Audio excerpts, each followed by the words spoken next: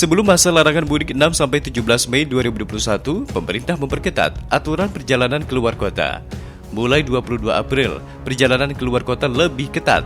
Begitu juga jika Anda keluar kota menggunakan kendaraan pribadi maupun transportasi umum.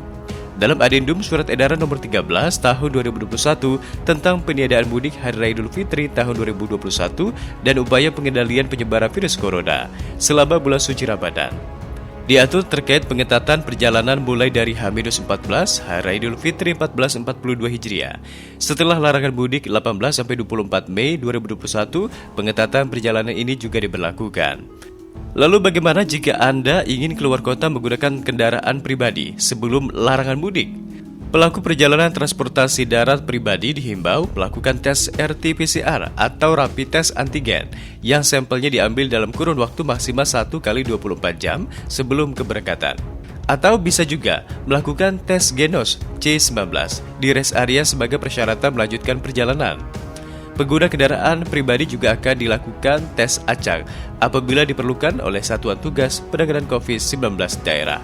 Sementara untuk anak-anak di bawah usia 5 tahun tidak diwajibkan untuk melakukan tes RT-PCR atau rapid test antigen atau tes genos C19 sebagai syarat perjalanan. Sementara perjalanan menggunakan transportasi umum darat akan dilakukan tes acak rapid test antigen atau tes genos C19 apabila diperlukan oleh Satuan Tugas Penanganan COVID-19 daerah. Pelaku perjalanan menggunakan kendaraan pribadi maupun moda transportasi darat diimbau untuk melakukan pengisian e-HAC Indonesia. Apabila hasil RT-PCR atau rapid test antigen atau genos C19 pelaku perjalanan negatif namun menunjukkan gejala, maka pelaku perjalanan tidak boleh melanjutkan perjalanan dan diwajibkan untuk melakukan tes diagnostik RT-PCR dan isolasi mandiri selama waktu tunggu hasil pemeriksaan.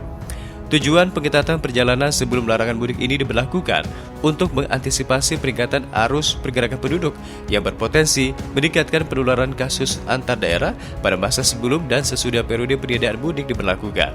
Diketahui menurut survei, masih ada 7 juta orang yang masih ingin mudik meski dilarang. Banyak yang melakukan perjalanan mudik sebelum tanggal 6 Mei ketika larangan mudik berlaku.